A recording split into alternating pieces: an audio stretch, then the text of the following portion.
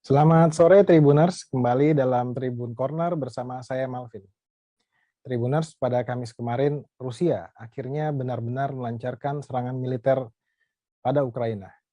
Serangan Rusia dimulai dengan ledakan di sejumlah kota besar di Ukraina, kota Kiev, Odessa, Kharkiv, dan Mariupol jadi 4 kota pertama yang diserang Rusia. Mendapat serangan dari Rusia, Presiden Ukraina Selamat sore Tribuners, kembali dalam Tribun Corner bersama saya Malvin. Padahal hingga hari ini invasi Rusia kian meluas di Ukraina. Akhirnya benar-benar laporan terakhir pada Kamis malam sudah ada 137 warga Ukraina, baik dari militer maupun warga sipil yang menjadi korban. Untuk membahas peran Amerika Serikat dan NATO untuk Ukraina, kita sudah tersambung melalui saluran Zoom dengan pendiri Sinergi Policies sekaligus pengamat hubungan internasional Dina Prapto Raharja. Selamat sore Mbak Dina, kabar sehat Mbak ya? Apa pertimbangan Rusia pada akhirnya menyerang Ukraina, padahal harga yang harus dibayar Putin untuk invasi Oke, selamat sore. Selamat sore Mbak Dina. Jadi kalau bicara soal alasan Rusia untuk menyerang, sebenarnya ada beberapa lapis ya kemungkinan alasan. Jadi tidak mungkin hanya satu alasan yang dijadikan oleh Putin sebagai dasar melakukan invasi ke Ukraina. Isu Ukraina ini sendiri kan sebenarnya sudah muncul sejak akhir Perang Dingin ya, sejak akhir Perang Dingin, di mana Ukraina pada dasarnya selain ingin independen, bebas, sebenarnya bebas dari awalnya kan dia satelit dari Rusia ya, dari Uni Soviet gitu. Tapi challenge yang lain di sini adalah negara-negara Barat juga punya keinginan untuk memperkuat kehadiran di Ukraina. Seperti kita ketahui, Ukraina itu berbatasan langsung dengan Soviet atau Rusia saat ini. Jadi sebagai wilayah yang berbatasan, kepatutannya memang biasanya tata aturannya adalah daerah itu netral. Dan pada masa Ukraina masih ada di bawah Soviet, pada dasarnya daerah ini menjadi tempat meletakkan senjata ya, menaruh persenjataan, rudal, dan aneka nuklir yang dimiliki oleh Soviet waktu itu. Jadi dalam rangka keluar dari Perang Dingin, Ukraina sendiri ingin punya posisi, salah satunya mereka ingin masuk ke NATO. Kita tahu tentu ada prestis sendiri untuk masuk ke NATO, selain karena kemudian relasi kerjasama ekonomi tentunya bisa lebih ditingkatkan juga dengan Uni Eropa, tentu ada faktor-faktor lain lah yang menunjukkan bahwa Ukraina memang jadi jauh lebih bebas daripada Soviet atau Rusia yang sekarang. Cuman ya dalam perkembangannya itu satu faktor aja. Faktor yang lain sebenarnya kita bisa lihat lebih luas daripada masalah politik yang berkembang di geografis tertentu, di geografis tadi. Kalau kita lihat dalam konteks yang lebih besar, Amerika Serikat pada masa pasca Perang Dingin, mereka juga punya kepentingan untuk menciptakan narasi yang baru. Salah satunya tentu bahwa Amerika Serikat menjadi satu-satunya kekuatan global yang paling dominan di tingkat internasional. Nah, buktinya ternyata dengan situasi yang semakin meningkat perekonomiannya, awalnya memang Rusia pun berusaha untuk bangkit kembali dari masa Perang Dingin ya. Mereka membangun hubungan yang lebih dekat dengan Uni Eropa. Dan ternyata relasi ini juga membuat gerah Amerika Serikat. Itu satu sisi. Di sisi yang lain ternyata di Asia kita melihat pasca Perang Dingin yang juga tumbuh dengan cepat adalah China. Dan China ini kemudian dianggap menjadi penantang politik juga di tingkat global oleh Amerika, pemenang Perang Dunia Kedua yang punya posisi penting di Dewan Keamanan PBB. Artinya urusan-urusan global, khususnya yang menyangkut pertahanan keamanan, mau nggak mau harus mendapatkan persetujuan konsensus dari P5 ini, 5 negara pemenang Perang Dunia Kedua. Jadi kalau kita bicara kembali ke poin kenapa Putin sampai melakukan itu, karena memang selama beberapa tahun belakangan ini terjadi intensifikasi diskusi di Ukraina, bahwa Ukraina sangat ingin untuk betul-betul dipercepatlah masuk ke NATO. Walaupun dia sudah berusaha sejak beberapa tahun lalu, udah 18 tahun katanya ya, berusaha untuk masuk ke NATO, application mereka nggak dapat respon nih. Tapi Amerika Serikat di bawah Biden itu mengayun, sepertinya memberi harapan baru bahwa ada kemungkinan Amerika Serikat akan mencoba mendukung. Nah, ada beberapa skenario yang mengatakan bahwa satu, Putin berusaha untuk menyerang Ukraina supaya Ukraina terbukti tidak mampu menjaga perbatasannya, bahwa Ukraina ternyata tidak mampu tidak punya persenjataan yang memadai, yang mumpuni untuk menjadi anggota NATO. Itu satu. Jadi hanya untuk membuktikan itu. Yang kedua, kenapa Putin melakukan itu? Karena merespon langsung tekanan dari Amerika Serikat yang memang secara terus-menerus dan sampai terakhir tanggal 22 Februari ketika dijanjikan akan ada pertemuan empat mata antara Menteri Luar Negeri Blinken dengan Menteri Luar Negeri Rusia, itu dibatalkan. Artinya jalur diplomasi untuk bicara soal Ukraina itu ditutup. Sementara narasi yang berkembang tentang Rusia tetap naik terus bahwa pasca ada serangan terhadap penyerahan dukungan pada dua wilayah wilayah di dalam Ukraina yang kemudian diberi dukungan penuh oleh Rusia, itu makin membuat panas juga pihak Amerika Serikat. Jadi ini ada tawar-menawar yang dilakukan oleh Rusia dengan Amerika Serikat. Jadi ada relasi bilateral juga yang kita perlu pertimbangkan. Jadi itu dua hal. Dan kenapa timingnya menurut saya memang dia ingin tidak terduga ya, Putin. Kita lihat permainan Putin berarti ketika Amerika tidak siap, Amerika sebenarnya tidak dalam posisi untuk betul-betul menyerang Ukraina, kalaupun Rusia sampai masuk. Tetapi justru yang akan menjadi harus menanggung bebannya adalah Eropa gitu. Jadi kita bisa lihat bahwa pada akhirnya leverage atau daya tawar Rusia itu menjadi lebih besar dengan dia melakukan serangan ini. Itu saya melihat motivasinya seperti itu ya, walaupun rentetannya panjang, kira-kira begitu background-nya. Mbak Dina, tapi kan ketika Putin memutuskan untuk melancarkan serangan ke Rusia, itu akan direspon atau sudah direspon dengan rentetan sanksi ekonomi yang diberikan oleh negara Barat, terutama Amerika dan sekutunya. Dan itu tentu akan mempunyai dampak yang cukup merusak bagi perekonomian Rusia. Ini bagaimana kalkulasi Putin ini bagaimana? Itu sepadan atau tidak dengan Ukraina itu? Ini yang menarik karena itu sudah dihitung oleh Putin sepertinya. Jadi kalaupun sanksi ekonomi itu muncul dan betul-betul diserapkan, sebenarnya yang paling rugi justru negara-negara anggota Uni Eropa. Kenapa? Karena mitra terbesar nomor 2 dari perdagangan Rusia itu adalah negara-negara Uni Eropa.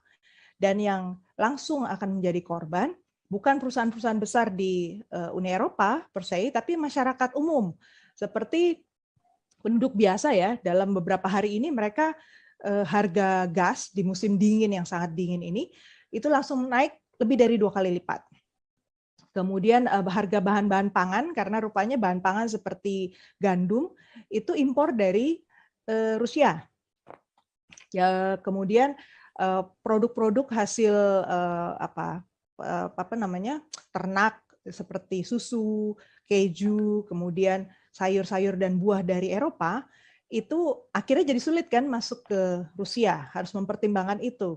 Tentu saja yang nantinya nggak punya income atau terganggu income-nya adalah penduduk Uni Eropa juga. Jadi sebenarnya kalau Rusia sendiri dia sudah diuntungkan kan dengan harga minyak bumi yang meroket akibat kejadian ini kan, dia justru malah surplus. Jadi ini satu hal yang menarik, sepertinya salah perhitungan juga dari pihak Amerika Serikat dan Uni Eropa. Dengan kata lain, sanksi ekonomi ini tidak akan menghentikan petualangan Putin di Ukraina untuk saat ini, Mbak Dina. Dia masih udah menghitung sepertinya ya, bahwa selama beberapa waktu ke depan, mungkin beberapa bulan atau malah beberapa tahun ke depan, ini dia masih akan survive. Apa ini yang terjadi kalau seandainya ini akan dibiarkan oleh Amerika? Artinya seandainya Ukraina pada akhirnya harus jatuh ke tangan Rusia. Apakah Ukraina akan ditinggalkan seperti misalnya dalam kasus Georgia dengan Ossetia atau misalnya dengan Crimea?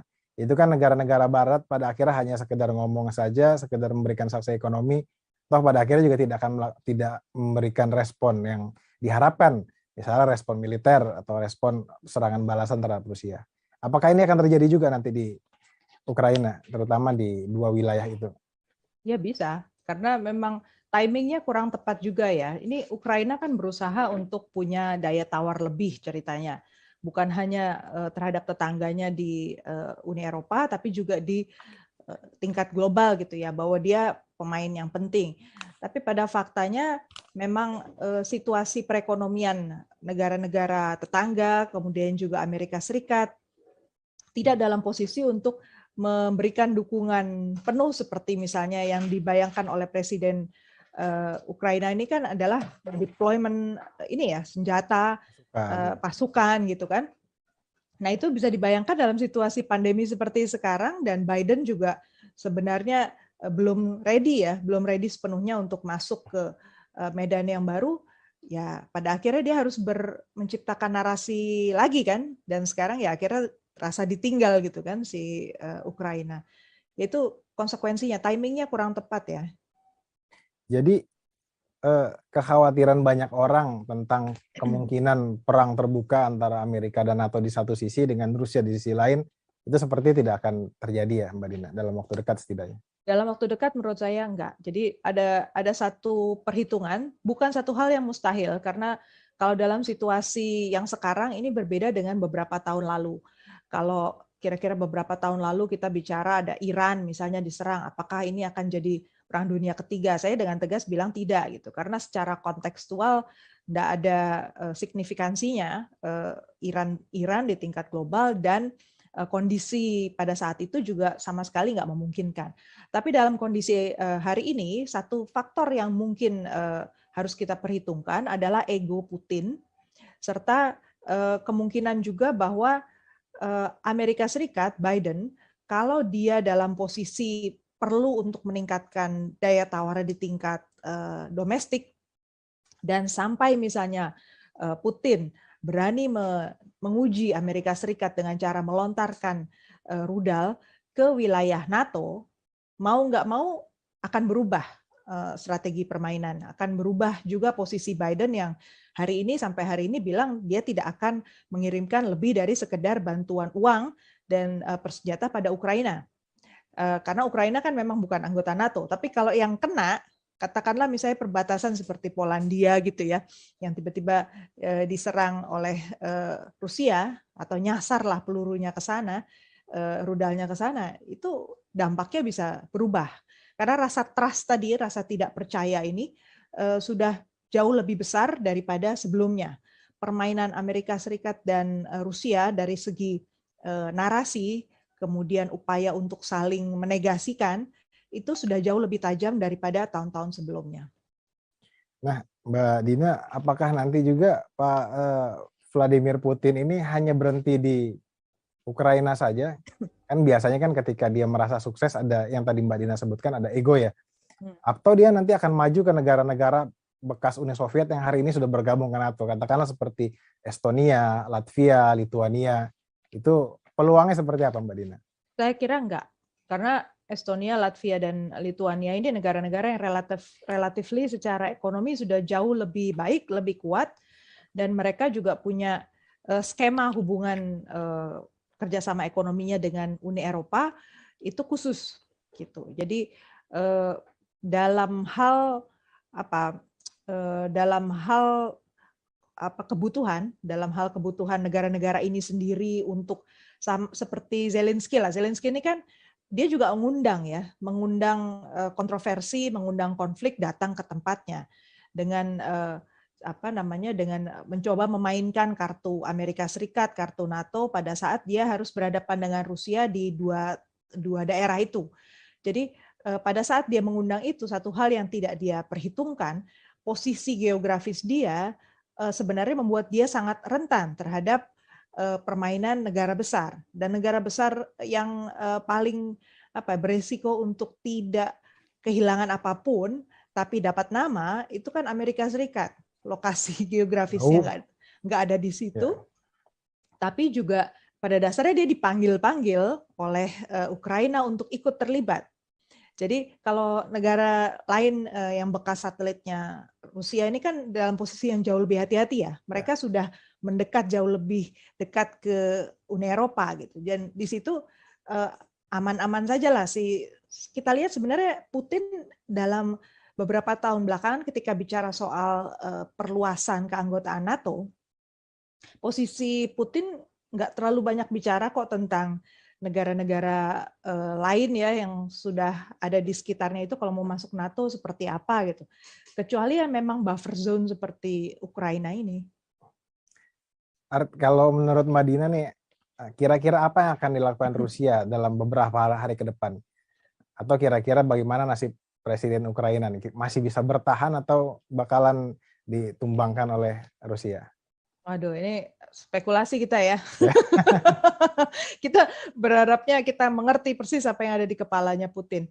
Dugaan saya pasti Putin sebagai pucuk pimpinan yang pegang skenario semuanya, dia pasti sudah kirim counter intelligence ya ke negara-negara Eropa, apalagi perbatasan, termasuk juga di PBB, untuk melihat kemungkinan hal-hal yang merugikan Rusia itu ada di mana saja, dan mereka pasti akan mempersiapkan diri untuk memastikan mereka tidak paling dirugikan dari situasi itu. Itu yang pertama saya lihat. Jadi masih katakanlah seminggu ini pasti wait and see, kemudian juga Amerika Serikat juga pasti masih akan membahas banyak ini di Kongres. PBB akan sibuk dengan Dewan Keamanan PBB-nya berusaha untuk membicarakan baiknya bagaimana gitu ya. Cina sudah dalam posisi alert sebenarnya kalau kita lihat. Jadi tergantung Amerika Serikat, Biden akan membawa kemana. Tapi kalau nggak ada gerakan apapun secara fisik seperti saya bilang tadi ya, rudal nggak ada yang nyasar sampai ke wilayah NATO, saya kira masih begini aja sih situasinya sampai beberapa minggu ke depan mungkin. Kalau dampak langsung konflik Ukraina dan Rusia bagi Indonesia nih kira-kira apa nih Mbak Dina, terutama sektor ekonomi mungkin ya? Iya, dampaknya harga barang ya, harga minyak bumi, harga gas, tentu energi ya yang penting buat kita karena kita juga net importer nih. Sekarang mau nggak mau harus kita antisipasi ke depan harga-harga produk seperti itu akan naik. Terus yang kedua, kalau ini berkepanjangan dan memang resesi terjadi makin buruk di Uni Eropa, di negara-negara Eropa, berarti ekspor kita ke sana itu bisa jadi turun. Demikian pula Rusia, kalau sampai dia berubah prioritas ya, harus ada deployment yang lebih besar, mau nggak mau ada konsekuensi logisnya juga di sisi ekonomi, mereka akan mengurangi impor dari kita gitu. Itu salah satu dampaknya. Baik Mbak Dina, terakhir ada analisa yang mengatakan jika seandainya perang pecah antara NATO di satu sisi Amerika dan Rusia, maka Cina akan memanfaatkan kesempatan itu untuk semakin berpetualang di Laut Cina Selatan. Bahkan ada yang berspekulasi itu akan dimanfaatkan Cina untuk melakukan serbuan ke Taiwan. Anda melihatnya bagaimana peluang ini kira-kira? Kalau Cina yang menginisiasi saya kira tidak, kecuali memang ada narasi yang sama seperti kejadian tempo hari ya. Narasinya begitu kuat memojokkan Rusia sehingga Putin yang statusnya kan bukan sekedar pimpinan negara ya, tapi dia udah strongman of Russia. Dia udah menjadi bagian dari identitas Rusia ya, yang merasa dia harus mempertahankan dirinya di dalam konteks pertarungan global ini. Jadi Cina tidak punya keinginan, tidak punya, saya kira strateginya dia sama sekali bukan untuk membuka konflik besar yang pada akhirnya akan nembak kakinya sendiri, karena tujuannya Cina itu memperkuat sebesar-besarnya, dan belum selesai nih agenda dia di bidang ekonomi, untuk jauh lebih kuat lagi. Jadi kalau timingnya sekarang sepertinya enggak. Tapi challenge-nya di sini adalah kalau kemudian narasi yang muncul sudah mulai mengutak-utik daerah-daerah yang atau isu yang begitu penting buat China.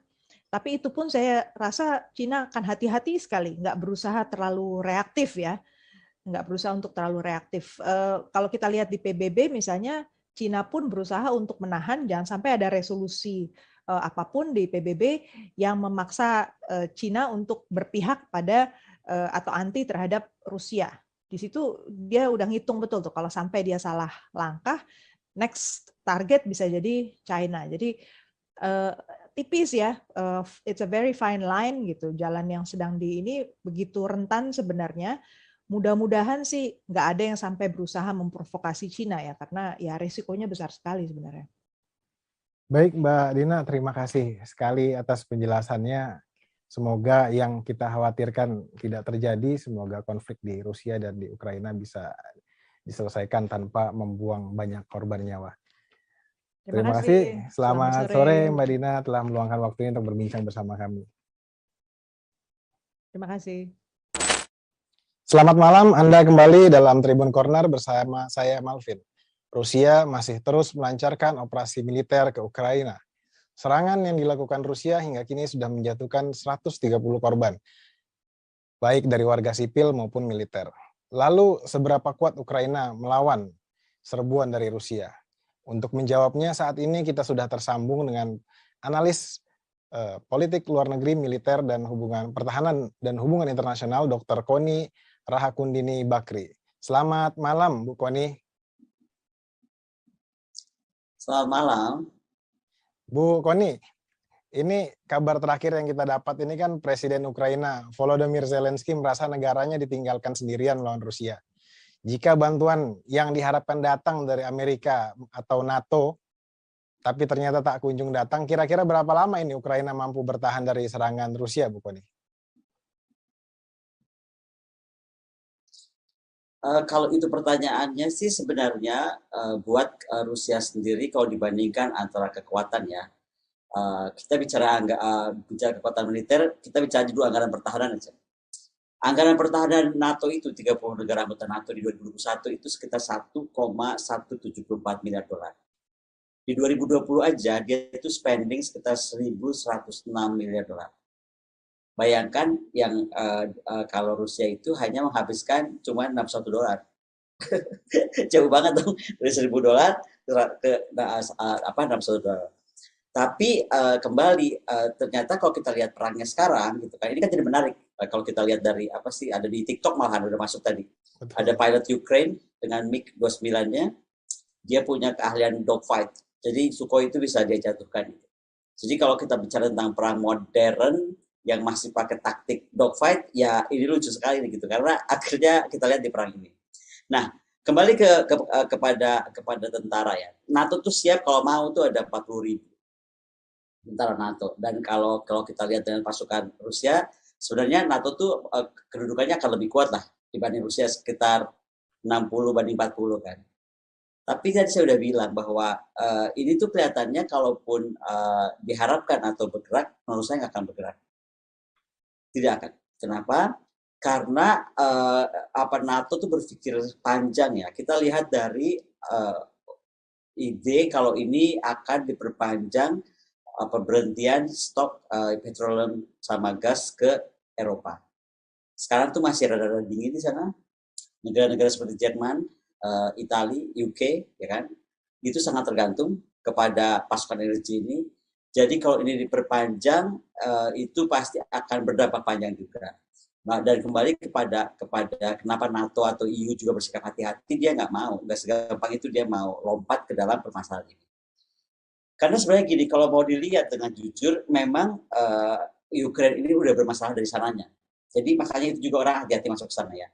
Ukraine sendiri kan udah terbelah ya. Maksudnya dari kalau kita lihat posisi keadaan Ukraine hari ini, bagaimana sisi Barat itu lebih dekat ke Europe, ya kan? Kemudian bagaimana dia lebih Ukraine minded, dan kemudian dia itu lebih kepada melihat Rusia itu sebagai ancaman. Orang-orang di Barat Ukraine itu melihatnya seperti itu. Beda dengan di Ukraine Timur gitu, yang melihat justru sebaiknya gitu. Mereka tuh lebih dekat ke Rusia, merasa satu darah gitu, merasa satu keluarga besar gitu kan. Mereka berbahasa Rusia, dan juga mereka justru melihat terhadap negara Barat atau NATO itu ancaman. Jadi negara ini pun dalam kasus itu sudah terbelah. Apalagi kemudian kalau kita lihat pada perkembangannya, memang pergerakan atau kedudukan Rusia ada di Luhansk, ada di Donetsk, ada di Crimea, itu kan sebenarnya juga semakin meyakinkan Rusia bahwa sebenarnya di Ukraine ini juga dari sisi Rusia ini mereka lebih kepada brotherhood dengan Rusia gitu. Karena itu kan perbatasannya di sebelah timur gitu. Saya kira itu. Jadi tidak mudah buat NATO untuk masuk karena dia akan sangat berhati-hati. Itu aja itu. Tapi kan sebelum serbuan dari Rusia ini kan banyak semacam janji-janji dari pemimpin-pemimpin negara Eropa maupun Amerika yang mengatakan bahwa mereka akan merespon dengan tegas dan keras setiap langkah invasi Rusia ke Ukraina. Tapi begitu kenyataannya kan ini seperti angin sorga saja. Sekarang Presiden Ukraina seakan-akan mengemis bantuan kepada mereka ini, Bu Kony. Itu saya bilang, kalau memang mau digempur tuh sebenarnya Rusia udah bisa gempur dari kapan aja. Ini kan kalau menurut saya Putin hanya menunjukkan bahwa Barat gitu, Amerika denger ya. Gitu. Saya udah warning dari tahun 2008. Kamu jangan main-main di daerah yang bekas Rusia dulu gitu. Kalau masih negara-negara yang di atas di utara itu masuk ke NATO, dia kayak Lituania gitu ya, dia nggak masalah. Tapi kalau Ukraine, kita harus tahu sejarahnya Ukraine ya. Waktu dia zaman dahulu kala nih, abad 9, justru sumber utama mereka itu adalah di Kiev itu, di Ukraine, ya kan? Baru kemudian spreading besar. Lalu ibu kota terbesar setelah Moskow itu Kiev. Makanya kalau kita mau lihat sekarang, sebenarnya waktu mereka pisah, Ukraine itu benar-benar mewarisi banyak kekuatan militer dan juga kemampuan industri pertahanan dari Rusia. Coba yang saya tahu aja, ada intercontinental ballistic missiles itu 176 buah. Kemudian nuclear warhead itu ada sekitar 1.200-1.250-an. Kemudian strategic bomber dia ada 44. Ada nuclear cruise missile dia sekitar 700. Ada 2.000 tactical nuclear weapon. Permasalahannya ketika sekarang terjadi semuanya wipe out kan, hilang kan, ya kan? Ya karena tadi Rusia tahu benar itu ada di mana dan dia bisa kontrol itu. Jadi kalau saya bilang ini betul-betul hanya warning dari Putin bahwa he really mean it. Dia udah ngomong dari 2008, please ya katanya, jangan pernah mengundang negara-negara bekas saya itu masuk. Tapi kemudian Estonia masuk, Latvia masuk, Lithuania masuk. Tapi kan dia di atas, sehingga nggak untuk Rusia nggak masalah. Tapi ketika Georgia dan Ukraine di tahun 2008, Putin langsung bicara waktu itu, Amerika hati-hati ya. Kamu bisa bayangin perasaan saya. Itu sama seperti saya naruh rudal di Kanada, saya naruh rudal di Meksiko. Perasaan kamu kira-kira seperti apa? Itu sudah Putin warning.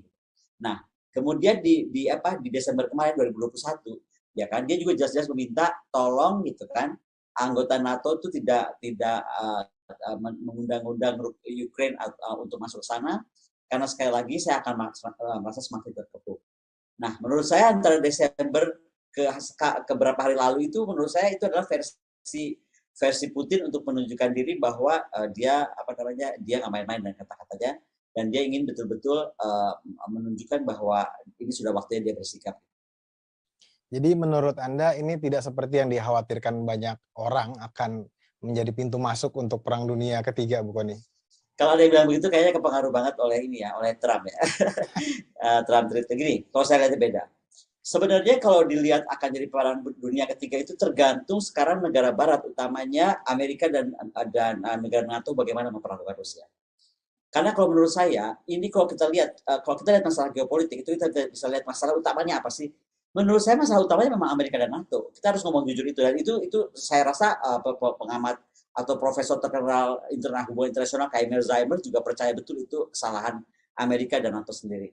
Karena sekali lagi kita mesti lihat dari faktor national interest ini buat Rusia itu menjadi penting. ketika dia runtuh, kemudian sekarang negara-negara itu diajak gabung-gabungkan. Nah, kemudian juga kita mesti lihat bahwa kalau ini berkepanjangan, buat Rusia mudah aja. Ada yang bilang, oh Rusia akan kolaps nih kalau kemudian disanksi tentang suplai minyak dan suplai petroleum dan gasnya. Oke, buat Rusia mungkin begitu, tapi jangan salah, Rusia bisa jual itu ke Cina. Dan kalau itu dijual ke Cina, menurut saya malah akan jadi menarik karena kemudian Cina akan menjadi negara yang mengikuti Amerika Serikat, memiliki strategic petroleum dan gas reserve, ya kan? Kenapa Amerika menjadi demikian powerful? Karena dia betul-betul membangun ladang atau bukan ladang, wadah besar-besaran untuk stok minyak dan gas gitu kan, makanya dia kemana-mana gitu, ekspansi. Gitu.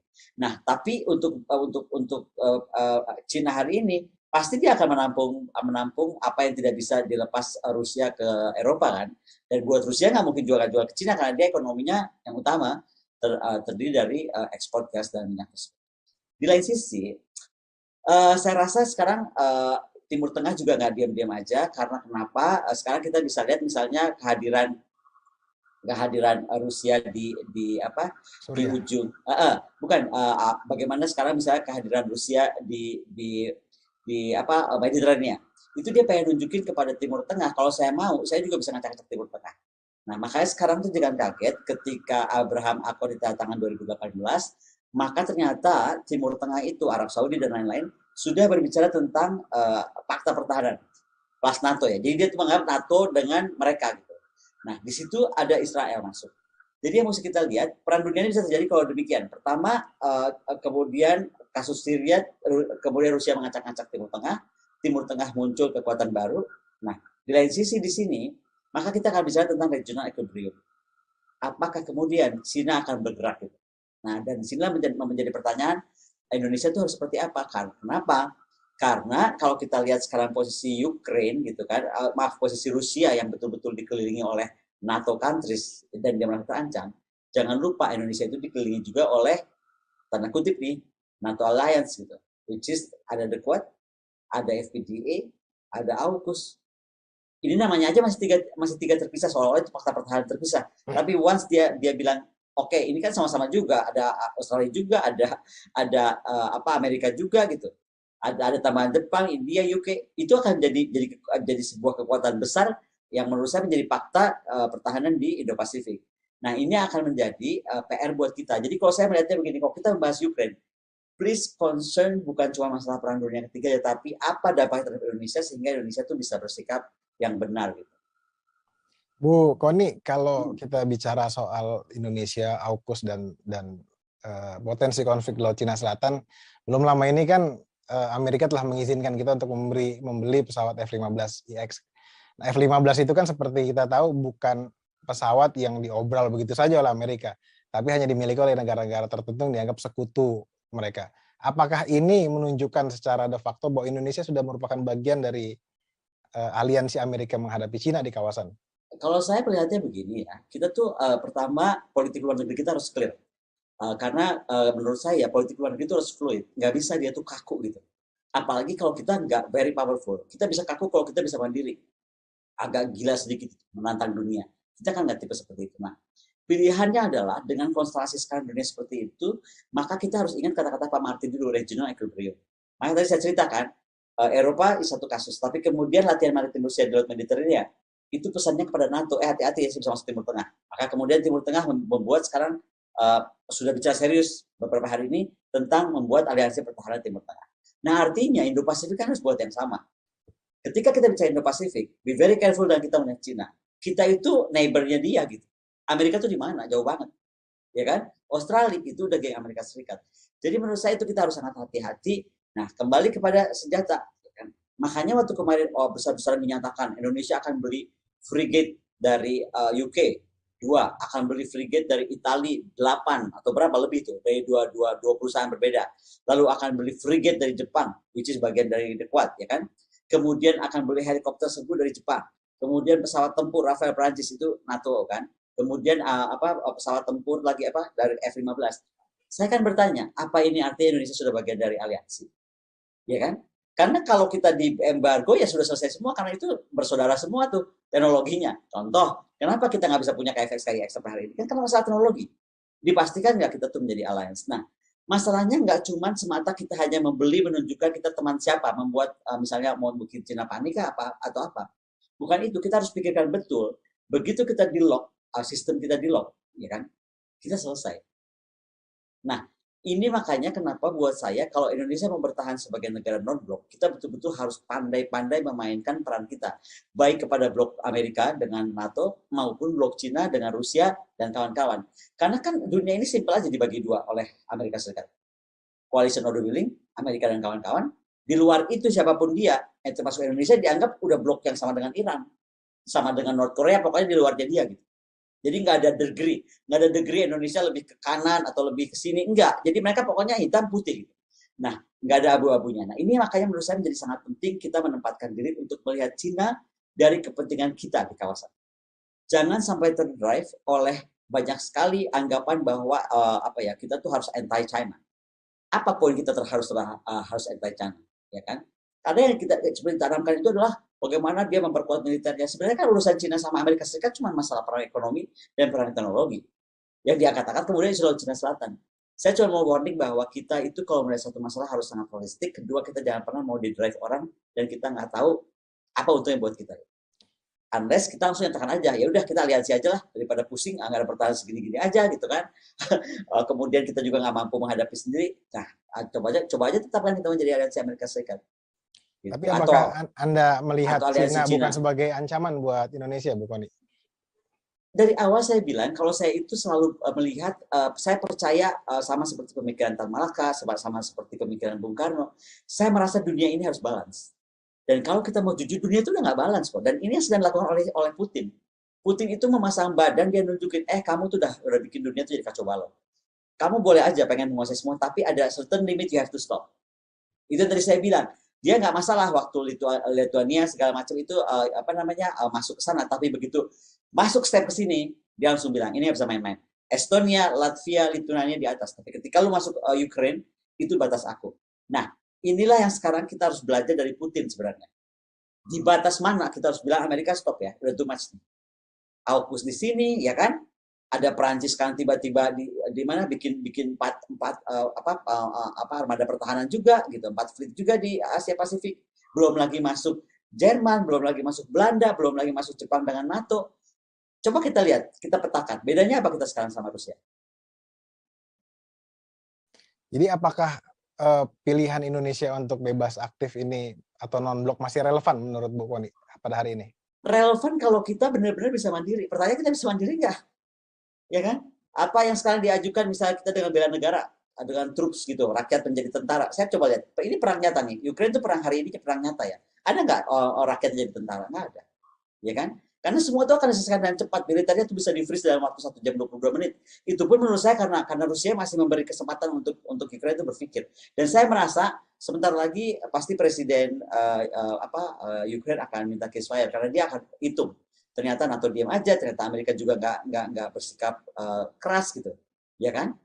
Dan jadi menurut saya kalau kita ditanya apakah mau non-alignment terus itu akan sangat berat, gitu. Kecuali kita betul-betul mandiri secara industri pertahanan, kita nggak tergantung gitu. Ini kan nggak begitu. Jadi either kita mau bandwagoning atau kita mau jadi aliansi. Kalau menurut saya kalau kita mau realistis gitu aja. Banyak yang mengkhawatirkan juga ketika perang, katakanlah perang pecah di Ukraina dengan Rusia, China akan memanfaatkan kesempatan itu untuk semakin Taiwan, gitu, agresif di Laut Cina Selatan sekaligus kemungkinan untuk masuk ke Taiwan. Anda melihat itu seperti apa, Bu Koni? Enggak lah, itu kan ramai karena ada pesawat-pesawat Cina melanggar ADIS Taiwan. Ya pasti melanggar lah, dan bukan cuma Taiwan kali. Itu kan kalau kita mau lihat Laut Cina Timur, itu kan ADIS-nya overlapping. Ya kan, Jepang, Korea, kemudian Taiwan, kemudian China gitu. Jadi pasti pelanggaran itu terjadi. Kayak kita aja sekarang coba main-main ke Tanimbar. Ada radar Satrat 341 ya, 134 saya lupa Satrat berapa. Itu pelanggaran dari Australia, heri tempur Australia mungkin hampir tiap hari terjadi. Pertanyaannya kan mereka belum tentu mau apa-apa juga gitu. Jadi nggak bisa jumping to conclusion bahwa dengan melanggarnya Cina kepada ADIS Taiwan itu maka kemudian Taiwan akan dianeksasi gitu. nggak juga, nggak seperti itu. Saya pikir masih jauh, dan itu sekali lagi akan terukur pada bagaimana berapa lama NATO akhirnya menyerah dan akhirnya menurut pada Putin untuk NATO tuh mundur sebelum 1997 gitu. Jadi dia benar-benar minta bahwa berikan dia kesempatan untuk mewujudkan apa yang dia pikir terbaik buat Rusia ke depan. Karena kalau ini dibiarkan terus-terusan dia pasti akan habis gitu. Pasti, karena akan setelah Ukraine apa? Itu kan pasti akan menyusul gitu. Nah, kembali ke Ukraina dan Rusia, katakanlah Rusia ini menang di Ukraina. Apakah kira-kira Putin akan stop sampai situ? Atau akan maju lagi ke misalnya katakanlah Lituania? Oh enggak. Ada anggapan bahwa Putin seolah-olah sekarang mau menghidupkan kembali Soviet lama, gitu. Betul nggak? Ada kalimat-kalimat seperti itu kan di beberapa berita. I don't think so. Karena kalau dia mau, dia nggak sekarang. Yang kedua, dia kalau dia mau harusnya waktu awal dong, waktu Lituania misalnya masuk kan. Makanya saya ulang-ulang, kenapa buat Putin itu di mata saya ya, Ukraine ini menjadi penting sekali gitu, ya kan? Karena itu ya tadi saya bilang sejarahnya sejak abad 9, ya kan? Itu kota terbesar kedua setelah Rusia. Walaupun mereka pecah 15, the biggest one kan Rusia, kedua baru Ukraine kan. Nah, jadi menurut saya itu nggak mungkin. Udah gitu kalau kita lihat sekarang berapa square? 603 km persegi, kemudian 44 juta penduduk, kemudian berapa tuh GDP-nya per orang tuh sekitar 3 ribuan something. Ini negara kaya gitu, maksudnya negara yang prosperous gitu. Jadi nggak mungkin di luar itu kemudian secara babi buta gitu Putin mau ngacak-ngacak. Saya pikir nggak. Dia hanya minta simple aja kok, bahwa dia itu nggak mau setelah meja perundingan dilakukan, kemudian Ukraine bandel gitu kepada Rusia dengan memilih masuk NATO. Tadi saya bilang ada PR dalam Ukraine sendiri harus selesaikan, yaitu internal affairs mereka. Yang tadi sisi timur, sisi barat. Nah, itu bagaimana? Dan ini buat Indonesia jadi pelajaran ya. Saya pikir ini menjadi menarik. Karena orang-orang di barat itu merasa dia bukan orang Rusia, dia Ukraine, ya kan? Orang-orang di timur merasa dia bukan Ukraine, dia Russian. Coba hari ini kita perhatikan ke sisi timur Indonesia. Most of them udah bilang mereka itu bagian dari Pacific Islander Community. Nah, ada tanda-tanda seperti ini yang kita harus pelajari supaya tidak terjadi apa yang ada di Ukraine, kapan aja bisa pindah ke tanah air kita gitu. Utamanya dengan kita bisa melihat konstelasi apa yang di Eropa, di Papua. Contoh saja ya, beberapa orang meyakini betul daerah berbatasan Rusia dengan Ukraine yang ramai terus itu, ya kan? Itu kan sebenarnya daerahnya rebel. Ya kan? Kenapa rebel mempunyai senjata yang canggih? Kalau ingat kasus dulu pesawat Malaysia jatuh, itu kan di Luhansk, Donetsk, daerah Donbas itu. Ya kan? Itu artinya mereka punya peralatan yang canggih, dan nggak mungkin rebel ini atau orang-orang yang minoritas punya kemampuan ini kalau tidak ada support. Nah, di mata Rusia juga kan, ini tuh adalah makanya ada tempat strategis gitu. Makanya kenapa buat Rusia apapun yang terjadi dengan Ukraine, dia pasti akan pertahankan. Bu Kony, di tengah keputusasaannya tadi Presiden Ukraina. Dia nggak putus asa. Kalau aku rasa dia udah mau duduk bareng aja, bukan mau putus asa. Dia akhirnya tahu bahwa pilihan dia salah. Kali ini dia salah step lah untuk kemudian merasa Putin akan ditekan oleh sanksi. Putin saya pikir nggak akan mau dia tekan. Dia udah bisa hitung betul kapan dia akan ini, dan saya tahu market Cina mungkin sudah menunggu dia secara ekonomik ya. Jadi harapan orang kan ketika Putin udah nggak bisa menjual ke Eropa, ya kan? Kemudian dia akan kolaps nih karena kantongnya makin sempit nih, ya kan? Atau tabungannya makin minim. Tapi kan enggak, tadi saya bilang dia pasti akan jor-joran jual itu ke tempat lain. Di lain sisi akan ada masalah, terutama Jerman yang akan paling suffer. Apakah dia akan bisa lama-lama? Dan perhatikan statement Jerman. Kan dia semua kalian diam. Karena at the end of the day itu orang tuh harusnya mikirin kepentingan nasional masing-masing. Bukan terdrive oleh Amerika, bukan terdrive oleh NATO, bukan terdrive oleh EU. Tapi what is our own country's interest? Nah, ini yang dari tadi saya coba jelaskan. Indonesia pun demikian. Harus hati-hati, jangan gampang terdrive benci China, kemudian menganggap Amerika pahlawan atau apa. Karena at the end of the day mereka akan mengejar kepentingan nasional mereka, ya kan? Nah, makanya kepentingan nasional Indonesia apa, itu dulu yang diukur. kita ini kayaknya gampang sekali terdrive untuk tiba-tiba, oh ikut aja benci Cina sama urusannya apa, nggak tahu juga gitu. Bahwa kalau ada pelanggaran dan kenakalan Cina begini, Cina hadapi aja. Gitu. Tapi bukan berarti kita kemudian jadi anti-China, seolah-olah China itu against us. Itu yang saya lihat kok sekarang kayaknya tertanam seolah-olah China itu akan attack us, akan menduduki kita gitu. Saya ngelihatnya nggak begitu. Anda melihat ada opini yang coba dibangun oleh kekuatan yang tidak terlihat gitu? Bukan, kekuatan sangat terlihat lah, nggak kelihatan gimana. Orang-orang sekarang semua yang dibangun itu kan terhadap China. Kita lihat aja sekarang, buku putih pertahanan Prancis. Bayangkan Prancis di atas sana, hanya karena punya New Caledonia di sini dekat Australia, dia bisa bilang bahwa dia kekuatan Asia Pasifik. Lah, Indonesia negara poros maritim dirgantara dunia ini sekarang kemana? Kok diam-diam aja? Perancis itu dalam berapa tahun sudah bisa bangun 4 kekuatannya. Dibangun di mana? Caledonia, di New Zealand, di Australia, ya kan? Kemudian kapal-kapal selam dia mungkin tiap hari sudah naik ke Laut Cina Selatan, bukan mungkin confirm kok. Saya ngomong sama Athannya langsung di Singapura. Kapal mereka sudah patrol ke sana. Kemudian jangan salah kalau kita baca buku putih pertahanan Prancis ya, dia tuh menyatakan bahwa sekarang itu perang lingkungan hidup. Masa depan manusia tergantung pada environment. Jadi dia nggak pernah meributkan Laut Cina Selatan. Prancis tuh nggak pernah bilang Laut Cina Selatan sebagai masalah dia. Tapi dia bilang, lingkungan di dekat Laut Cina Selatan itu adalah daerah untuk energy security, untuk food security. Dan harus aman lingkungan itu. Dan kalau sudah untuk keamanan lingkungan, Prancis bisa anytime deploy militer. Coba. Dan itu kan, kita bayangkan nggak, mereka dia dari atas sudah masuk ke kawasan kita. Pernah nggak terpikir oleh Prancis, kita tiba-tiba ada di kanal, di mana di dekat Inggris dan Prancis? Pasti dia juga nggak mau. At the same time, itu yang jadi masalah Putin sekarang. Jadi Putin merasa daerah dia itu biarkan aja seperti ini adanya gitu. Nggak usah diinterfere untuk merasa bahwa Ukraine itu need help gitu. Kalau enggak, bahaya. Gitu. Toh nggak pernah juga di-attack sama Putin kok sebelumnya. Kira-kira ujungnya invasi Rusia kali ini apa, Bu Kudi? Apakah sekedar mengembalikan Ukraina ke pengaruh Rusia atau sampai presiden Ukraina ditumbangkan? Oh, saya pikir sih begini, dia hanya akan memberi warning kepada negara-negara Barat bahwa dia kali ini nggak main-main.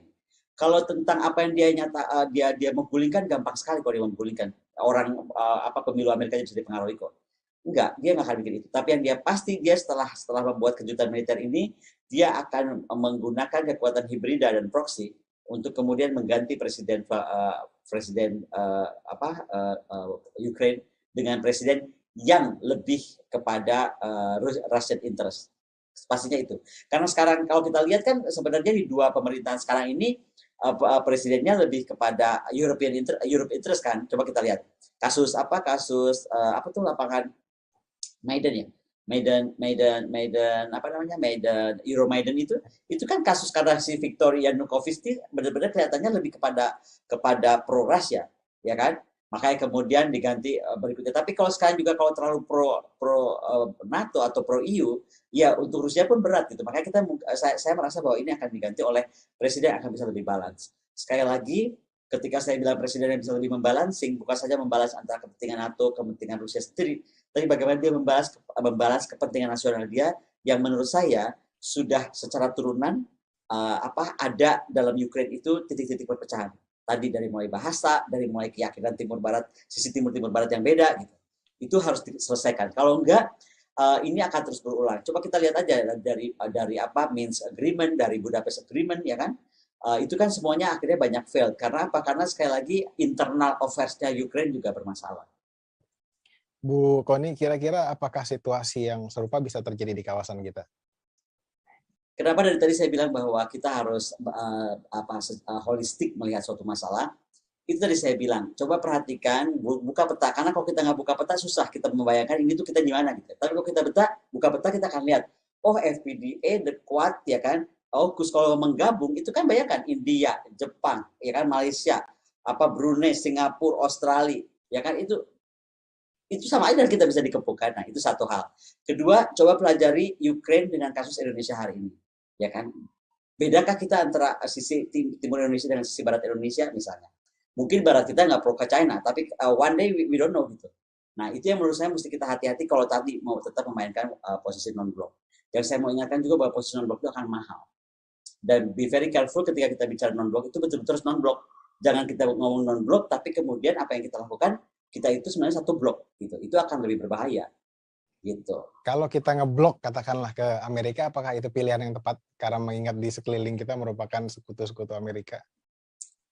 Kalau saya lihat kembali ya, saya itu percaya kepada dunia itu harus berimbang. Kalau dunia berimbang dan kita masih punya niat baik untuk menyeimbangkan dunia, maka kita harus jujur sebenarnya dunia itu sudah sangat nggak berimbang. Sudah sangat nggak berimbang. Dan itulah tugas kita sekarang sebenarnya justru harus lebih masuk kepada niat menyeimbangkan dunia tadi. Nah, kalau itu yang terjadi, maka kita bergabungnya dengan negara-negara yang dianggap non alliances itu, gitu loh. Jadi maksudnya dengan kita bertemannya lebih dekat dengan Cina, bertemannya lebih dekat dengan Rusia, bertemannya lebih dekat dengan Pakistan, bertemannya lebih dekat dengan siapapun yang dianggap bukan bukan coalition of the willing tadi. Jadi akan ada keperimbangan. Tapi kalau seperti itu, apakah kita tidak semakin terkepung, Bu Koni? Kalau ngelihat dari... Ya, sekarang gini loh, kita kan jadi manusia itu punya idealisme. Negara pun harus punya idealisme. Kenapa kita harus takut? Zaman Bung Karno ya, Presiden Soekarno tuh bisa pegang dua-duanya dalam kapasitas kita negara baru merdeka. Jadi kadang-kadang tuh saya lagi melihat di mana leadership kita, para pemimpin kita yang punya leadership seperti Presiden Soekarno. Bayangkan negara baru masih muda sekali, baru merdeka, tapi dia bisa pegang Rusia waktu itu. Bedanya apa Rusia sama Cina hari ini, ya kan? Dia bisa pegang Amerika. Bedanya apa Amerika hari ini sama waktu itu, ya kan? Dia bisa dapat semua ada alat tempur dari MiG lah segala macam, kapal selam dari Rusia. Tapi jangan salah, Presiden Soekarno bisa mendudukan Amerika Serikat, Eisenhower, untuk bangun reaktor atom multipurpose di Bandung. Nah, ini yang saya bilang kalau kita mau alignment itu akan sangat mahal. Mahalnya bukan cuma dalam aspek kekuatan militer, bukan saja dalam aspek kekuatan industri pertahanan gitu, atau basic pendukung industri pertahanan kayak ada pabrik baja dan lain-lain yang dibangun Bung Karno ya. Tapi juga adalah bagaimana kemampuan kita secara diplomasi. Ya kan, secara diplomasi memainkan peran penting Indonesia sebagai balancer itu. Itu yang menurut saya jadi mahal. Mahal itu dalam arti creating leaders yang berani gitu untuk bersikap.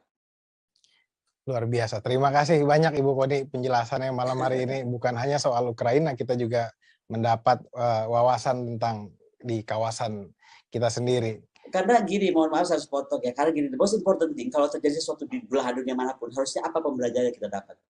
Karena kalau untuk cawe-cawe ikut bicara sih, saya rasa orang-orang di daerah sana udah yakin betul ini semua gara-gara Amerika Serikat dan NATO tadi kok ngutak-ngutik itu. Mereka semua tahu kok, bukan blind gitu. Nah, yang penting apapun yang di sana, pembelajaran apa buat Indonesia. Makanya dari tadi sekarang saya remain. Coba bandingkan di sana sama Indonesia hari ini. Bandingkan Indonesia Barat, Indonesia Timur. Kayak gitu-gitu kan. Supaya kita bisa belajar. Dan yang terakhir mungkin saya mau bicara, di dalam ini nggak ada loh kelihatan ada bela negara, troops misalnya sipil menjadi tentara gitu, nggak ada. Nah, makanya kita mesti refer. Apakah bela negara kita sudah tepat? Apakah sudah waktunya memang sipil menjadi kombatan? Apakah tidak harusnya kemudian kita ikut aja teknologi yang lebih canggih sehingga perang semakin membuat korban yang sedikit karena teknologi senjata makin canggih. Baik Ibu Koni, terima kasih banyak. Semoga pemerintah Indonesia juga mengambil pelajaran penting dari konflik Rusia dan Ukraina pada hari ini. Oke, selamat malam. Selamat malam Ibu Koni, terima kasih. Bye. Baik Tribuners, demikian diskusi kita malam hari ini dengan Ibu Koni, analis militer, pertahanan, dan analis hubungan internasional. Saya Malvin, sampai jumpa. Selamat malam Tribuners, kembali dalam acara Tribun Corner bersama saya Willy Widianto. Rusia hingga saat ini masih terus melakukan invasi ke Ukraina. Setidaknya ada 4 kota besar di kota Ukraina termasuk ibu kota Kiev yang diserang operasi militer Rusia. Ratusan orang lebih, baik dari warga sipil maupun pihak militer, menjadi korban. Meski sudah mendapat sanksi ekonomi dari sejumlah negara, Rusia masih terus melancarkan operasi militer hingga saat ini. Untuk membahasnya, kita sudah bersama dengan Guru Besar Hukum Internasional Universitas Indonesia, Profesor Hikmahanto Juwana. Selamat malam, Prof. Hikmahanto. Selamat malam. Kabar sehat ya, Prof? Sehat, alhamdulillah. Alhamdulillah, sehat-sehat terus, Prof. Terima kasih. Prof. Hikmahanto, kemarin Presiden Rusia Vladimir Putin terlihat tenang dan begitu percaya diri ketika mengumumkan invasi Rusia ke Ukraina. Tentu sikap Putin ini pasti ada landasan dan dasarnya. Menurut Prof. Hikmahanto, apa sih Prof sebenarnya dasar seorang kepala negara saat melakukan invasi? Apakah negaranya dalam ancaman atau seperti apa, Prof? Ya, sebenarnya begini, kalau dari sisi Rusia, Presiden Putin, dia tidak melakukan invasi. Tapi yang dia lakukan adalah membantu rakyat Republik Rakyat Donetsk dan Luhansk. Itu dua negara baru yang diproklamirkan tahun 2014, namun oleh Rusia tanggal 22 Februari kemarin diakui sebagai sebuah negara. Nah, dua republik ini kemudian meminta kepada Rusia bahwa kalau dia mendapat serangan dari negara lain, karena ini negara yang masih baru, maka mereka meminta kepada Rusia untuk membantunya. Nah, yang dimaksud dengan negara lain tentu adalah Ukraina. Karena Ukraina, dari sisi Ukraina, mereka tentu tidak akan mentolerir tindakan yang hendak memisahkan diri dari Ukraina. Karena ini di wilayah Ukraina sebenarnya. Nah, saya yakin bahwa menurut Presiden Rusia Putin, maka apa yang dilakukan oleh Rusia adalah suatu hal dalam rangka menjalankan pasal 51 Piagam PBB, di mana negara mempunyai hak untuk membela diri, baik individual maupun secara kolektif. Nah, ini dalam konteks kolektif. Apabila ada negara lain yang menyerang. Nah, memang yang satu hal yang disayangkan oleh negara Eropa Barat termasuk Amerika Serikat adalah tindakan Rusia melakukan pengakuan terhadap dua negara ini. Nah, tapi kan kita tahu bahwa mungkin Presiden Putin tujuannya bukan untuk sekedar membela dua republik baru ini, tetapi ingin masuk ke Kiev, jantung pemerintahan dari Ukraina, di mana ada kemungkinan beliau menginginkan presiden yang sekarang berkuasa itu bisa diganti. Karena presiden yang berkuasa sekarang itu lebih berpihak ke negara-negara Eropa Barat dan Amerika ketika dibandingkan dengan presiden yang sebelumnya yang sangat berpihak pada Rusia. Bagi Rusia, Ukraina ini dianggap sebenarnya merupakan wilayahnya. Karena sebelumnya memang boleh dikatakan Ukraina ini memisahkan diri dari Rusia. Nah, oleh karena itu Presiden Putin merasa memiliki legitimasi untuk masuk ke Ukraina. Seharusnya kalau dalam konteks perjanjian pertahanan, Rusia itu melakukan katakanlah kontak senjata itu di Donbas ya, yang dua republik ini memproklamirkan kemerdekaannya. Tetapi yang kita lihat sekarang, selain di Donbas, juga serangan Rusia itu ditujukan ke ibu kota Ukraina. Nah, ini yang sekarang ini masih berlangsung. Seperti itu kalau saya melihatnya. Jadi sekali lagi Presiden Putin merasa bahwa dia tidak melakukan invasi. Dan dia tahu kalau dia melakukan invasi itu suatu kesalahan dalam hukum internasional dan tentu tidak diperbolehkan berdasarkan hukum perang. Ya, kalau misalnya untuk melakukan invasi atau tindakan agresi terhadap negara lain. Oke, Prof.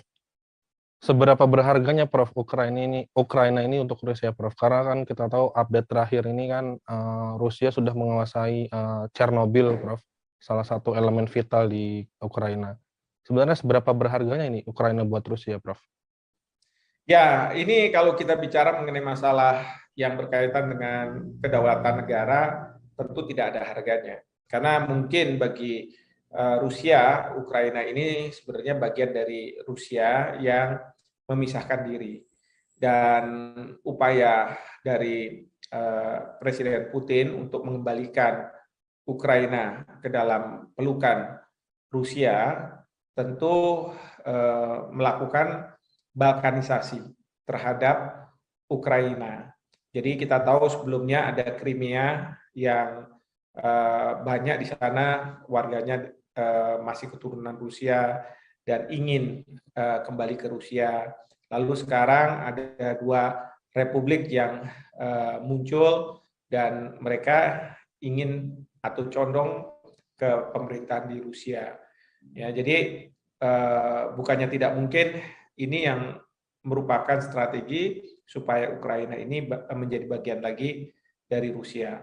Belum lagi kalau sebelumnya pemerintahannya itu kan sangat dekat dengan Rusia, tidak seperti sekarang. Nah, sehingga tentu Presiden Putin atau Rusia lebih senang dengan presiden atau pemerintahan yang pro terhadap Rusia ketimbang pro Barat. Kalau presiden yang sekarang pro Barat, bahkan dia menghendaki bahwa Ukraina itu menjadi anggota dari NATO. Dan kita tahu kalau kita bicara soal NATO, maka serangan terhadap satu anggota negara NATO berarti serangan terhadap semuanya.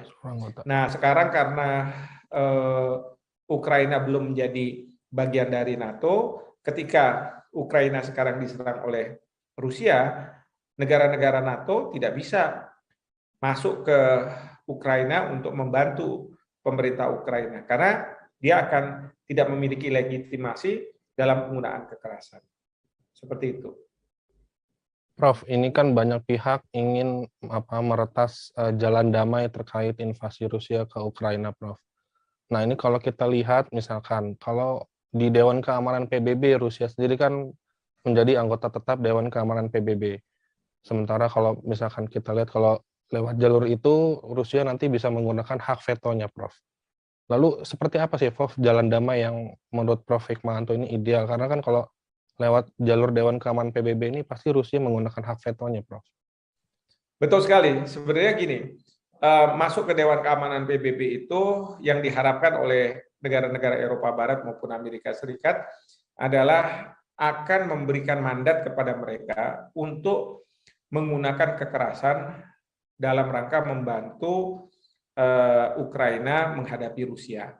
Tetapi karena di Dewan Keamanan PBB itu ada Rusia yang punya hak veto, apapun resolusi itu akan diveto oleh Rusia kalau tidak berpihak pada Rusia. Nah, cara lain mungkin adalah kalau Amerika Serikat seperti ketika mereka masuk ke Irak mengejar Saddam Hussein, yang saat itu mandat dari Dewan Keamanan PBB berupa resolusi itu diveto oleh Perancis. Sehingga Amerika Serikat ketika itu membentuk yang disebut sebagai Coalition of the Willing, koalisi dari mereka yang bersedia untuk masuk gitu ya. Nah, tapi kalau misalnya sekarang disebut sebagai Coalition of the Willing, yang dikhawatirkan justru banyak negara yang tidak mau masuk. Dan kemudian akhirnya Amerika Serikat sendiri. Dan Amerika Serikat tentu dia bertanggung jawab terhadap konstituennya, ya, dengan yang mungkin saja secara kritis mempertanyakan apa alasan Amerika Serikat ada di Ukraina.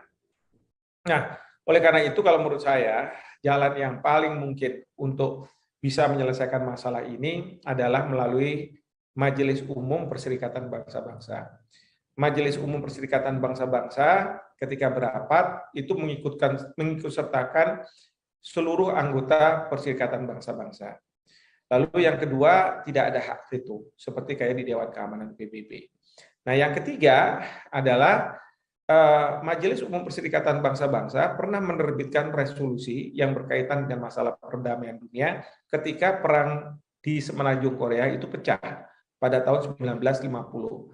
Nah, ketika itu Majelis Umum PBB mengeluarkan yang disebut sebagai resolusi Uniting for Peace.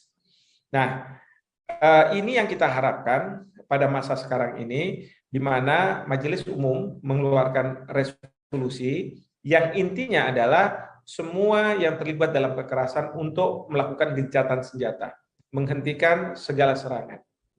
Tetapi kalau misalnya ada yang masih menggunakan kekerasan, serangan senjata, baik itu Rusia atau Ukraina, maka Majelis Umum Perserikatan Bangsa-Bangsa akan memandatkan penggunaan kekerasan oleh anggota PBB lainnya terhadap mereka yang melanggar gencatan senjata tersebut. Nah, dengan resolusi itu yang saya harapkan adalah akan ada perdamaian. Karena apa? Karena sekarang siapapun bisa punya legitimasi untuk berhadapan dengan Rusia karena dimandatkan oleh Perserikatan Bangsa-Bangsa meskipun lewat Majelis Umum, bukan lewat Dewan Keamanan PBB. Itu artinya kalau melalui Majelis Umum PBB, Indonesia juga bisa bersikap ya, Prof. Atau juga mungkin kesempatan presidensi G20 ini Indonesia bisa bersuara gitu, Prof. Betul sekali. Saya sebenarnya berharap kepada Bapak Presiden untuk mengkapitalisir situasi ini agar Indonesia tampil, karena Indonesia sekarang ini sedang menjabat presidensi G20, dan kedua, menurut konstitusi kita juga kita diamanatkan untuk turut dalam ketertiban dunia, dan tentu yang ketiga, kita itu mempunyai kebijakan politik luar negeri yang bebas aktif. Kita tahu sekarang negara-negara Eropa Barat dan Amerika Serikat mengutuk tindakan yang dilakukan oleh Rusia. Artinya di situ negara-negara ini berada di belakang Ukraina, termasuk Jepang, Australia. Sementara ada sejumlah negara yang berada di belakang Rusia. Dan kita tidak tahu bagaimana Cina, tapi saya yakin Cina kalau misalnya dalam posisi yang terdesak Rusia, dia akan berada di belakang Cina. Nah, dalam konteks yang demikian, Indonesia, kita ini merupakan negara yang bebas aktif. Kita tidak ke salah satu pihak. Ya. Tetapi bukan berarti bahwa dengan politik bebas aktif itu kita berpangku tangan, berdiam diri, mencari selamat, bukan. Tetapi justru kita harus aktif di dalam mencari upaya-upaya agar mereka-mereka yang bertikai bisa menyelesaikan permasalahan ini secara damai.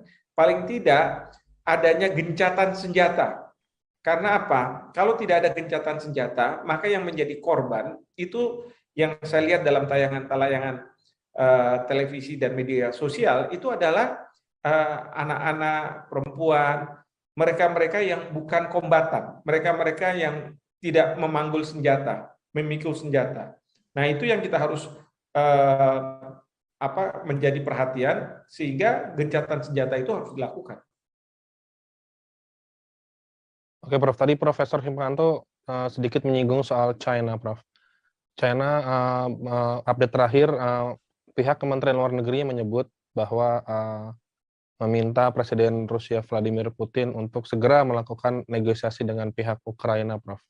Nah, apakah sikap China ini akan berpengaruh, Prof, terhadap peta invasi terutama di Laut Cina Selatan dan ASEAN termasuk Indonesia di dalamnya, Prof? Ya, tentu dalam konteks seperti ini China akan ingin untuk berperan. Nah, sekarang ini China perannya netral. Dia mengatakan bahwa para pihak beberapa waktu yang lalu minta untuk menahan diri, tidak menggunakan kekerasan. Tetapi sekarang setelah terjadinya kekerasan, China minta agar dilakukan perundingan antara Presiden Putin dengan Ukraina. Nah, cuman masalahnya seberapa didengar apa yang disampaikan oleh pemerintah Cina itu oleh Presiden Putin. Saya sih berharap bahwa ini didengar, karena kalau misalnya tidak didengar, maka bukannya tidak mungkin Cina tidak akan berpihak pada Presiden Putin ketika katakanlah negara-negara lain melakukan serangan balasan terhadap apa yang dilakukan oleh Rusia. Baik, Prof. Masih terkait China, Prof. Apakah invasi Rusia ke Ukraina ini akan membuka kesempatan bagi China untuk istilahnya mencaplok Taiwan yang sementara ini masih dalam sengketa, Prof? Ya, ini yang kita tidak tahu ya. Semua ini tergantung dari intensi. Ya, jadi kalau misalnya selama ini kan kenapa Cina tidak tanda kutip sebenarnya Taiwan itu dianggap sebagai bagian dari Cina. Ya, jadi bukan negara lain gitu ya, tapi memang itu bagian dari Cina, tapi dia dianggap menjalankan sistem yang berbeda dengan Cina daratan. Nah, yang dikhawatirkan oleh Cina itu adalah apabila Taiwan itu memproklamirkan kemerdekaannya. Ya, walaupun Taiwan sendiri sudah menyebut bahwa dia ini adalah Republic of China yang kekuasaannya tidak hanya di Taiwan saja, tapi juga di Cina Daratan, walaupun Cina Daratan sedang dikuasai oleh yang namanya People's Republic of China, pemerintah Cina komunis. Nah, Cina tidak melakukan apapun, ya, kecuali kalau misalnya Taiwan mendeklarasikan kemerdekaan. Nah, selama ini ketika Taiwan presidennya mau mendeklarasikan kemerdekaan, selalu dibayang-bayangi dengan latihan perang Cina. Tetapi Taiwan itu mendapatkan backing dari Amerika Serikat, karena sewaktu-waktu kalau misalnya menyatakan kemerdekaan, maka Cina Daratan akan masuk, tapi Amerika Serikat akan ada di situ. Tapi sekarang dengan kondisi yang ada di Ukraina, kita lihat bahwa Amerika Serikat ini jangan-jangan dia cuma berani gertak aja kalau misalnya berhadapan dengan negara besar seperti Rusia atau misalnya dengan Cina begitu ya. Memang Amerika Serikat ini efektif kalau misalnya berhadapan dengan negara seperti Irak atau Syria dan lain sebagainya, atau Iran begitu ya. Karena tentu tidak imbang dengan kekuatan yang ada di Amerika Serikat. Nah, tapi kita nggak tahu ya apakah ini menjadi inspirasi atau tidak. Tapi saya harap bahwa penggunaan kekerasan itu tidak dilakukan. Prof, AS beserta sekutunya juga telah mengeluarkan sejumlah sanksi ekonomi, Prof. Misalkan soal pemutusan hubungan perbankan dengan bank terbesar Rusia. Menurut Profesor Hikmanto, apakah ini efektif, Prof, untuk menghentikan invasi Rusia ke Ukraina, Prof? Kalau menurut saya untuk beberapa hari ke depan agar Rusia menghentikan serangan itu tidak akan efektif. Kenapa? Karena sanksi ekonomi ya itu baru terasa itu 6 bulan dari sekarang mungkin, atau 1 tahun dari sekarang. Nah ini kan perang ini mungkin saja ini perang yang sangat kilat ya. Saya tidak tahu tujuan dari Presiden Putin apa, tapi mungkin saja Presiden Putin menghendaki agar Ukraina tidak tanda kutip macam-macam lah ya, mau masuk ke NATO atau misalnya dia mau seolah-olah balilo dengan kebijakan-kebijakan dari Rusia ya, tidak seperti presiden sebelumnya. Yang kedua, dugaan saya adalah Rusia akan mencari presiden sekarang yang berkuasa dan kemudian melakukan penahanan terhadap itu, di mana Amerika Serikat juga melakukan terhadap Saddam Hussein kan sebenarnya, lalu menggantikan pemerintahan yang ada menjadi pemerintahan yang lebih berpihak pada Rusia. Ya, mungkin itu yang diharapkan. Nah, ketika itu terjadi semua itu, maka serangan itu akan berhenti. Ya, mungkin Rusia melakukan serangan baik ke masyarakat sipil itu supaya masyarakat sipil itu memberontak kepada pemerintahnya sehingga pemerintah yang ada itu digantikan dengan pemerintahan lain, dengan harapan pemerintahan lain itu adalah pemerintahan yang berpihak pada Rusia. Pertanyaan berikutnya, Prof, kemudian adalah sampai kapan nih, Prof, invasi Rusia ke Ukraina? Kalau dilihat dari paparan Prof Hikmanto tadi soal adanya sanksi ekonomi, soal kekuatan NATO dan sekutunya, AS dan sekutunya, serta kekuatan kubu Rusia dan koalisinya, Prof. Menurut Profesor Hikmanto ini akan berlangsung sampai kapan, Prof? Kalau menurut saya ya, ditanya sampai kapan, mungkin sih dalam hitungan minggu harusnya sudah selesai. Dengan catatan bahwa Rusia berhasil menangkap presiden Ukraina. Dan kalau misalnya itu ditangkap, lalu kemudian diganti dengan siapapun presiden yang pro terhadap Rusia, bisa saja ada narasi dari Rusia yang mengatakan bahwa Rusia bersedia untuk membuat perjanjian perdamaian dengan pemerintah baru dari Ukraina yang pro terhadap dia. Ya, lalu kemudian mereka membuat perjanjian itu dan membiarkan sekarang Ukraina untuk ya hidup seperti sedia kala. Ya, kalau misalnya kita lihat dua republik yang diakui oleh Rusia kan itu juga pro terhadap Rusia. Ya, sehingga segala sesuatu ya bisa dikendalikanlah oleh Rusia. Jadi menurut saya sih jangka waktu yang dibutuhkan oleh Rusia ya itu tidak terlalu lama, artinya nggak bisa berbulan-bulan, bahkan sampai bertahun-tahun. Nah, kecuali kalau misalnya ada peran dari negara-negara Eropa Barat maupun Amerika Serikat, ya NATO ada di sana. Nah, itu bisa perangnya itu akan berkepanjangan, bahkan bisa bereskalasi menjadi perang dunia ketiga kalau tidak hati-hati. Bisa sampai perang terbuka, Prof? Maksudnya perang nuklir gitu, Prof? Bisa saja, bukannya tidak mungkin, karena kalau misalnya Rusia merasa terdesak dan dia harus melawan banyak negara Eropa Barat dan Amerika Serikat, di mana Inggris, Prancis, dan Amerika Serikat sendiri mempunyai senjata nuklir, mungkin Rusia bisa bilang, daripada saya kalah, mendingan kita kalah semua, ya, menjadi abu semua. Tetapi menjadi abu semua berarti kan semua dunia akan menjadi abu, itu yang kita tidak harapkan. Itu berarti sudah sampai ke titik kiamat berarti kan. Oke, Prof. Ini ada jeda waktu untuk bagi pemerintah Indonesia sendiri, Prof, ya, karena kan menurut Profesor Hikmanto ini kan bakal berlangsung cukup lama. Nah, langkah pertama bagi pemerintah Indonesia, Prof, terkait invasi Rusia ke Ukraina, apa, Prof, yang harus dilakukan oleh pemerintah Indonesia, Prof? Pertama, kita harus turut berperan serta di dalam mengupayakan perdamaian. Dalam berbagai kesempatan saya sudah sampaikan, apabila bisa, Presiden mengutus Menteri Luar Negeri untuk melakukan shuttle diplomacy, berhubungan dengan Presiden dari Majelis Umum PBB, berhubungan dengan pihak-pihak yang bertikai, berhubungan dengan negara-negara lain, dengan mengatakan bahwa ini merupakan masalah kita bersama, karena kalau kita tidak bisa menghentikan ini, yang dikhawatirkan kita akan berada di ambang perang dunia ketiga, ya, dan banyak lagi.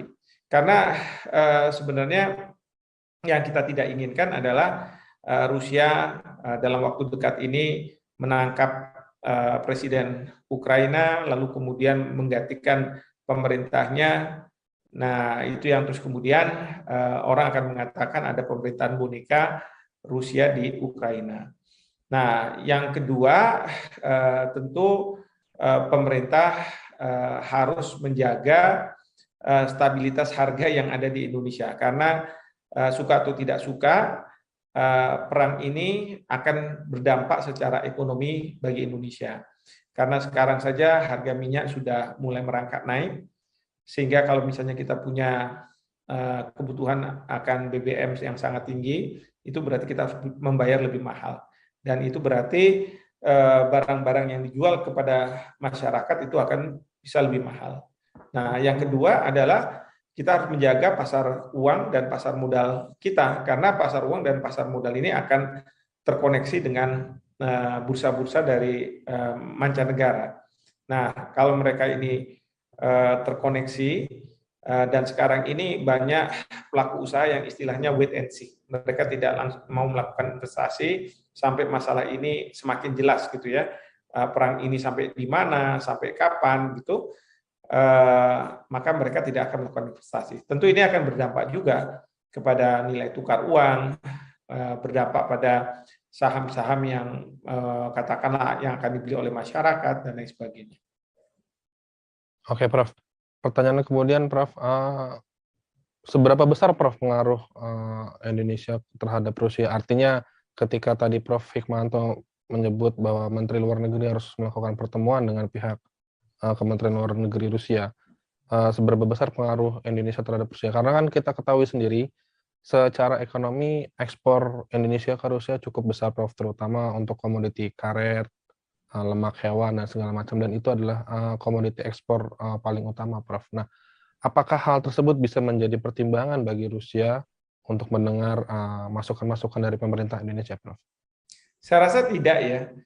Tetapi yang bisa menjadi pertimbangan adalah mungkin Rusia pada saat sekarang butuh negara yang bisa membantu mereka untuk menyelamatkan muka mereka. Karena kalau misalnya mereka sekarang masuk ke Ukraina dan ternyata ada resistensi yang sangat luar biasa dari Ukraina, bahkan juga negara-negara yang tergabung dalam NATO sudah mulai turun juga setelah mereka mendapatkan legitimasi, yang menjadi masalah adalah jangan sampai Rusia ini kehilangan muka karena dia kalah.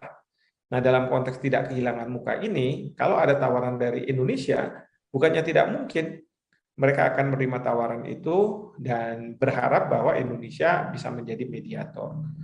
Nah, sekarang ini kan Presiden Erdogan dari Turki sudah juga melakukan kontak-kontak dengan Rusia. Jadi Erdogan kelihatannya mungkin mempunyai inisiatif-inisiatif untuk adanya perdamaian itu. Nah, seandainya kita Indonesia bisa lakukan apa yang dilakukan oleh Erdogan karena ingin sebagai upaya untuk menyelamatkan muka dari Rusia, bisa saja itu dilakukan menurut saya. Oke, baik Prof. Pertanyaan terakhir Prof, ini Prof Hikmanto. Ya. Prof, tadi Prof Hikmanto menyebut bahwa resolusi terbaik adalah melalui Majelis Umum Sidang PBB ya Prof ya? Tidak melalui Dewan Keamanan PBB. Nah, ini waktu yang pas itu kapan Prof kiranya Prof PBB bisa menggelar sidang tersebut, Prof? Sekarang ini sebenarnya sedang berlangsung, ya, sedang berlangsung di New York karena memang negara-negara tahu bahwa Dewan Keamanan tidak mungkin diandalkan, sehingga Majelis Umum sedang berlangsung. Nah, memang di dalam proses pengambilan keputusan juga ada prosedurnya, kalau saya tidak salah harus 2/3 yang setuju dan lain sebagainya begitu. Nah, cuman kan apakah resolusi itu sudah ada rancangannya atau belum? Nah, nanti Indonesia harus melihat ini, karena sebenarnya yang saya harapkan adalah Indonesia kita sudah melakukan upaya-upaya ini beberapa hari yang lalu gitu ya, bahkan sebelum atau menjelang Rusia melancarkan serangannya begitu. Nah, tetapi karena mungkin masih belum, jadi ya bukan berarti kita ini terlambat, tetapi mencari kira-kira apa yang belum dikerjakan dan apa yang bisa kita kerjakan. Seperti itu. Baik, luar biasa sekali Prof paparannya mengenai invasi Rusia Ukraina ini, dan semoga harapan kita semua Prof, harapan seluruh masyarakat dunia agar ini bisa tercipta perdamaian dengan cepat dan segera Prof, invasi Rusia ke Ukraina ini segera berakhir. Oke, kalau gitu terima kasih banyak Guru Besar Hukum Internasional Universitas Terima kasih Mas Willy. Profesor Hikmanto Juwana. Terima kasih banyak atas waktunya Prof. Sehat selalu Prof. Terima kasih, sehat-sehat selalu juga. Terima kasih. Tribuners, perbincangan kita soal sampai kapan Rusia mengejarkan invasi ke Ukraina menjadi akhir pertemuan kita. Saya Willy Widianto pamit undur diri. Sampai jumpa di Tribun Corner berikutnya. Terima kasih sudah nonton. Jangan lupa like, subscribe, dan share ya.